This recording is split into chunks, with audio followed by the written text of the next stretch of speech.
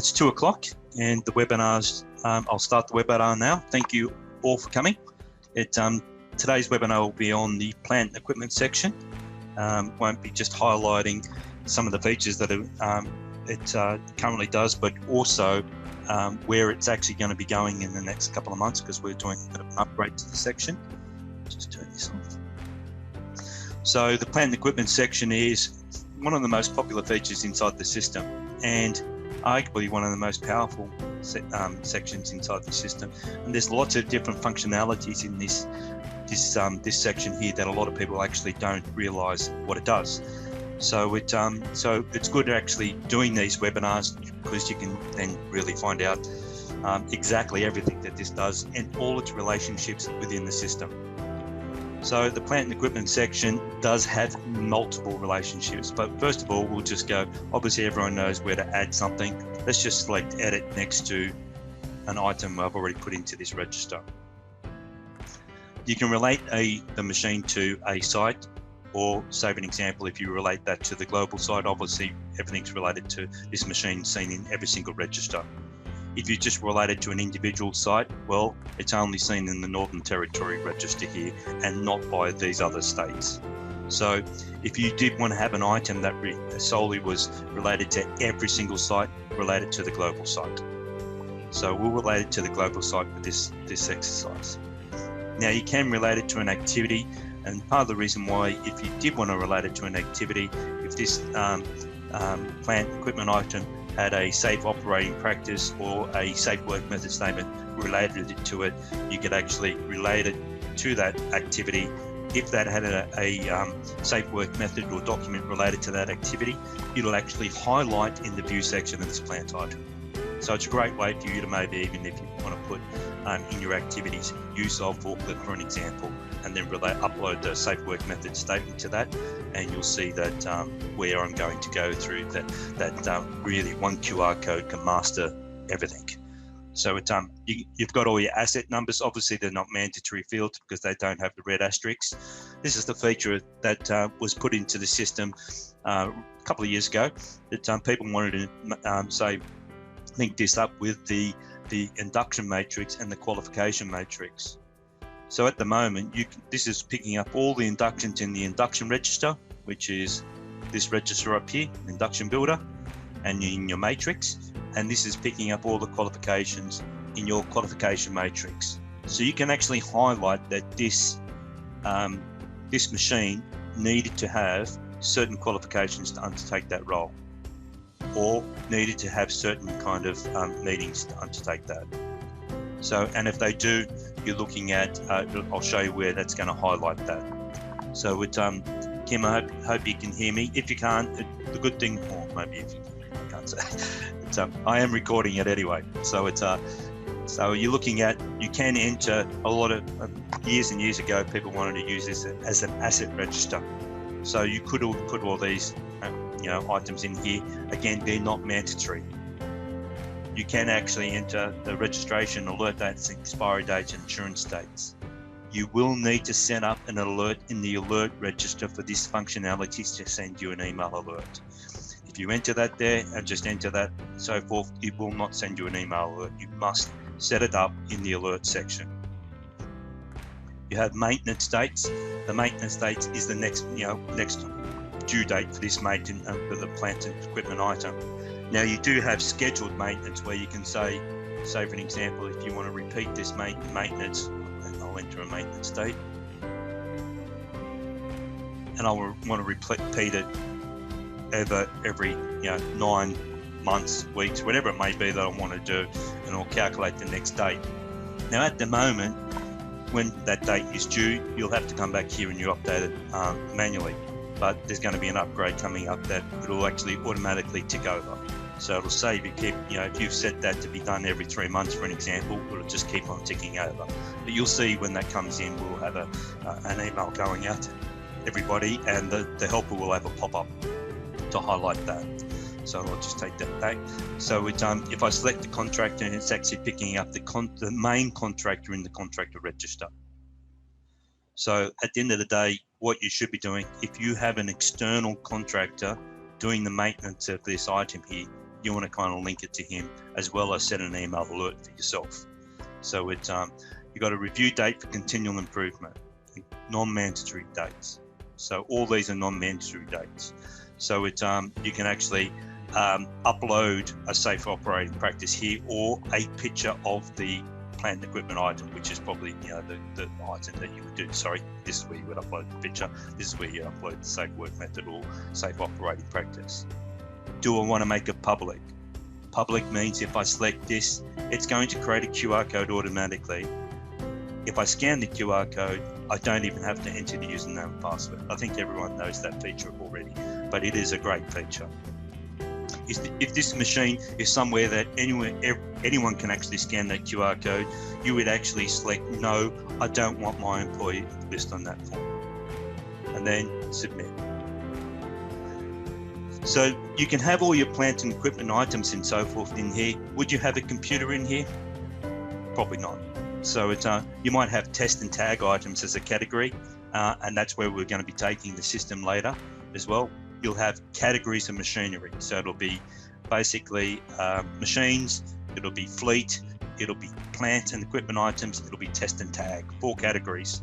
So you can actually have that there, and you'll be able to see the buttons up here. You'll be able to select them, and it'll filter for those items there as well. So you can have all your test and tag items in one register, or your fleet items in another register, etc. So people have been requesting that for quite some time, and it's going to be a really good upgrade when it goes into the system. So you're looking at, if I was, say for an example, related to the site of Tasmania, and I logged into the system, I would not see this warehouse forklift, but I would see all these other all these other items, because they're related to the site, the global site. Anything related to the global site is seen in every single register. So if you want to go, you've got multiple sites and you don't want them to see certain items, then don't relate all this data to the global site, just relate it to just that individual site. That's how you can actually stop doing that. So you can, say for an example here, upload a safe operating practice if you want to. I'll show you where that is actually housed in a sec. So it's and you're looking at, you can upload documents, as many documents as you want relating to this item. You can actually upload a signed document. So you might want to get the person to, it might be a, say for an example, a maintenance kind of receipt that's done for this item, and your contractor or the person done your maintenance is giving you that. You can scan that and upload that maintenance right next to the machine, and it'll save it in its log. So if I go to the view section here, so this is where it becomes pretty powerful, this section here, but also where we're going to be putting the upgrade. So if I select print QR code, automatically print a QR code with the name of the machine. I do highlight to a lot of people who have sites and who, say for an example, have multi-sites. It's a good idea to put that multi-site in the system as a plant item, because this QR code is a bit special. You can link the safe work method to it. You link as many checklists as you want to it. You can link documents to it. It already has an incident form linked to it. It has a hazard form linked to it. It has a maintenance form linked to it. So literally this one QR code, an employee could do basically everything. So it's a good idea if you wanted to do that. Say, instead of confusing your employee saying, I've got 6 QR codes, you got to log that to log an incident, you got to log that to log a hazard, you got to log this one to do a checklist. Why not have them all in one spot? So it highlights here when you scan that QR code or you select the view section, it will highlight all the details. Now you might be thinking in your system, why are all my employees listed here? If they're listed there, the reason being is because these people all meet the criteria of what we did before. So let's go back to the edit button. These are all the criteria. I haven't selected any. So what it's meaning is that because I haven't selected any, that means it's picking up all my employees to say they're all qualified to do it, because it doesn't need any qualifications to use this machine. So it's a good idea now that you kind of know that feature, is that you can come through here and go, yeah, I want the person to have, basically a driver's license to use this machine. I've only selected that one there. I'm not selecting anyone else, but I could if I wanted to. So I'm going to select submit. I'm going to select view. This person, he's very, very talented, obviously. So it's, but you're looking at, I'm the only one in the system who has a driver's license. So it, which is pretty sad. No, but so it's, this is my demo system, but you're looking at, see how it actually filtered that criteria with the criteria that you select either for the inductions or for the qualifications. Such a really good feature. If I scan that QR code, I can actually come down here, and Johnny might be on a machine and he's not supposed to be on the machine because he hasn't got the qualifications inside the system. Straight away you can say, get off the machine. You're not qualified to use that. It's a great way for you to actually do that, and also highlight that this is what you're doing to maintain a safe workplace, etc.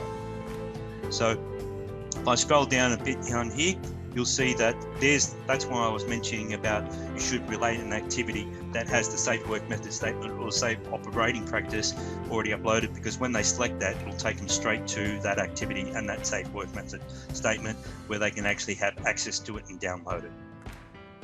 Now you can see that there's all these checklists here, and you're probably thinking, how do I get that checklist to be there? So if I go to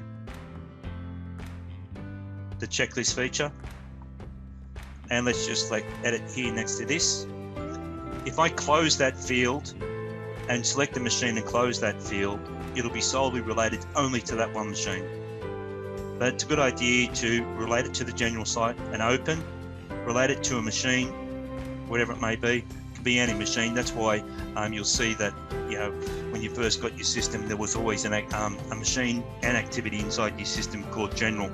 So because you can select general there, and then people don't get confused that, hang on a sec, this checklist here is related to the voice. No, it's not. So, but open this field, and then this checklist will be seen in every single view section of every single plant item in your system.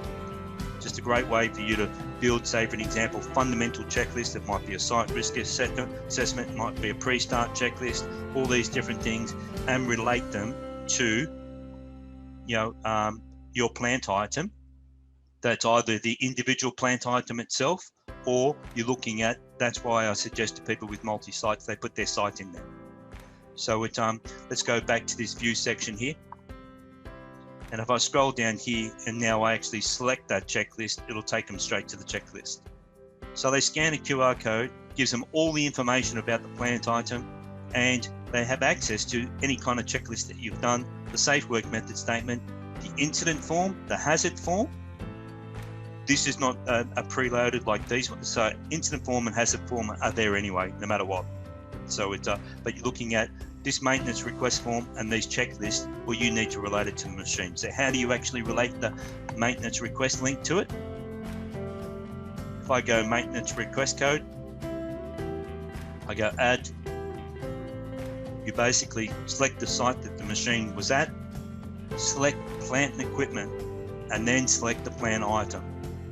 And then you put just as the start date when you created this, the person who you want to receive an email if maintenance is needed, and then you can build this maintenance here. Now this is reactive maintenance on this plant and equipment item, whereas the other one where we're actually looking at where we're setting maintenance dates is the scheduled maintenance. So this is reactive maintenance. So you can build that if you wanted to, and if you did relate it to that plant item, then you'll see, if I come down back here, if I select view next to this item here, that there's no maintenance there. But if I actually select it next to the hoist, so it's or another kind of thing, I think I've done one for the hoist. I think I've done multiple for the hoist actually. So yeah, so it's need to delete the other ones, but that's it there. So the person can actually do, like reactive maintenance for this plant item. So really good kind of feature. So you should be relating your checklist to it, your activities to it, and your maintenance to it. The incident and hazard QR codes, forms are already related to this item as well. So a brand new feature, and it was a good idea from a client. As you know, I get some of my best ideas from clients, and we look to trying to make the system the best it can be.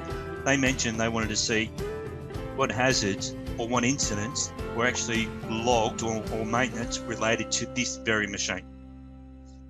So if I select this now, it's saying that this item has had a hazard related to it. So this is only highlighting the hazards relating to that plant item. So if I go to my hazard register, obviously they're all there. I just changed this one here before we had the meeting, so you can highlight, it would highlight that there. And so brand new feature inside the system, literally went into the system only like a week and a half, 2 weeks ago. So hence why this this kind of webinar is based on plant equipment as well, because we'll put it in there ready for this webinar. So you're looking at nice little things here. Now you've got your logs down here. If you uploaded a log via that upload button in the register, they'll be seen here. So I had one client, they were drilling for oil right across Australia, and what they did is they need to have, say for example, their treaties and their environmental impact plans and all this kind of stuff. And to make it easy for the employee, I mentioned to them, I said, upload all your documents so they're sitting here. You've already got your safe work method statement for the vehicle and that kind of stuff. They've got all their checklists that they need that they've done, incident form, hazard form and so forth. Put the site in as maybe that area where they're drilling, or they could even, if they wanted to, put it at, you know, the registration plate of the vehicle that their employees were using. But you're looking at then from one QR code, they could actually get everything. So so you're looking at pretty powerful tool. Now this log here is literally anything that's been changed in that machine or in the details of that item. This show maintenance button here is not related to this button yet, but it will be very shortly. So you're looking at this maintenance, show maintenance, is where, if I go back to the register, it comes from here. So if you've entered maintenance into here or uploaded a document, it will actually be highlighted in this section here. But a lot of people want this request when they select that to be actually put into that as well. So that's coming into the system, and I'll show what's going to be done. If I go show checklist, I'll pick a checklist. If I come here and just, I know because I use the hoist as an example of every single time I do a presentation. So it's, if I go show checklist, beauty about the checklist, when you actually select the machine in the checklist feature, it doesn't just show in the checklist register, or it doesn't just show in the policy register or anything. It relates it to any, that checklist is seen to everything that you've related that checklist to. So imagine now scanning a QR code, and if someone come up to one of your workers and they're outside and said, show me, you know, the maintenance records of, or what you're doing to keep that machine in a safe working order. Okay, scan the QR code, it's got all the details here, it's got the next maintenance dates, all these different things here, all the checklists that they've done, all the forms, but down the bottom here, they can actually show all their pre-start checklists or whatever it may be that they've got, as well as the maintenance logs of this one item. So this QR code is a very, very powerful QR code. So it's a great idea for you to, you know, print that out, laminate and put it on that. We do actually have a printing machine now that we can put it on key rings. There is a charge for that. It's about $5 a key ring or something like that, but they're UV friendly and on a key ring, and you can stick it on your forklift or stick it on your trucks, or like I've got them on my keys, my car, to show people that, hey, all I got to do is scan this QR code to do that. I'll show you the new graphic that's coming in, or where we're taking the system to. Hopefully you're going to like the new design. So it's so basically at the end of the day, I've had clients go that they love this feature, but if I select mobile phone view, so if you select F12 on your computer, it turns into a mobile phone view. See, I'm scrolling down through all this kind of area, then I'm finally getting to my checklists and my forms and all that kind of stuff. Well, a lot of people want them at the top. So what we're doing is we're actually doing this new kind of design. When I bring it back, at this. So I won't hit F12 because this is just a graphic, but you'll see that if the maintenance is due, it'll highlight with a big red button. So anything, if it's due, it'll actually highlight red, orange, green, if that makes any sense. This is just due for review or whatever, you know, so the alert date's been there, but if the expiry date, it would actually go red. So if everything's up to date, it'll go green. if there's a checklist that you've assigned to be done via the to-do builder, so you know how you can assign via the to-do builder. So if let me go to the to-do builder, I'll take that off that view there. So I can actually go up to to-do builder, go add to-do, related to the site, it must be the site that the machine's related to, but I can actually say, for an example, I want a checklist done, and this is the checklist it's done, whatever it may be. You can relate it to a machine as well. That's what we're going to put in here. And you're looking at what that will do then is that it's going to highlight in that graphic, hey, by the way, that needs to be done today. So this is going to be a much better view. You can still save an example if you want all the plant details. You can scroll down further. I'm going to add a little couple of things that's going to hide, so you can hide and expand, just makes it easier for everyone to do so. So this new look is probably going to be around about 2 to 3 months away. So, but it has kind of that's our initial draft, but I need to change certain things. But you've also got all these actions. There's a couple of things I'm going to add in there. So it's going to make, one QR code. It's going to look really good on the mobile phone, but it literally is going to do that. And I'm probably going to add a lockout feature in the checklist that relates to a plant item. So you might say, for an example, do a checklist, and you've done the checklist, the pre-start checklist, and there's something wrong with that plant item. You click that there's something wrong, and in the checklist builder at the moment, you can, when you select no, you know that it goes to an action, a hazard, or maintenance. But I'm going to put it there that it goes to lockout as well, so you can lock out that machine. So and then when they actually highlight, it will actually highlight that machine's locked out. Some people will use that feature, some people won't, but it's going to be a good upgrade to that system. So it's geez, isn't it amazing how 20 minutes goes so quick? So it's a couple of other little things I'll show you in this register. Publishing this register in a variety of reports. There's a new feature inside here as well, and one of the features is, say for an example, you can do a checklist report. I had a person saying, oh, it'd be really good, we've got all these hoists and all these different things, and I want to see how many times they're supposed to be doing that checklist each day. So you can actually select checklist report. You can, if you download it in an Excel spreadsheet, it's neater because you might have it, CSV is comma converted. So sometimes if you've done something like a dash or something like that, it'll the Excel spreadsheet, that line or that row will push sideways. So if I actually open this up now, so here it's actually got, so I'll just select edit, just hide all these kind of ones. So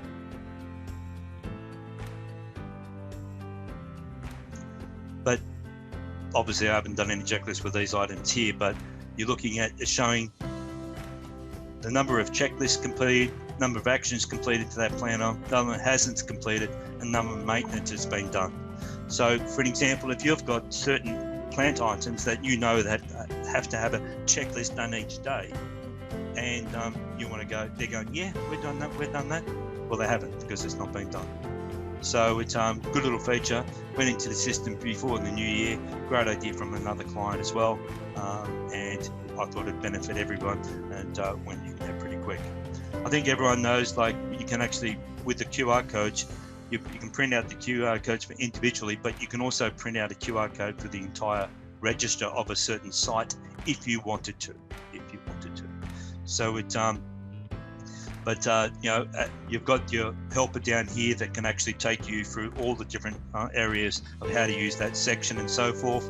I've got some new upgrades in the helpers coming into the system as well shortly. But it is a very, very powerful tool, especially if you want to actually, instead of having your employees trying to scan 5 or 6 different QR codes, just scanning one. So it's by entering a site there and doing that. Other upgrades, as I mentioned, into that system is that there'll be categories, and those categories that'll probably be coming just after mid-year. So we've got some big upgrades. We've got the corporate risk module coming into the system next couple of weeks. There's a big upgrade to the induction matrix going into the system and live to make it easy for bulk inductions. And then you're looking at the report sections getting a huge upgrade to make it so more detailed reports, as a lot of people have requested.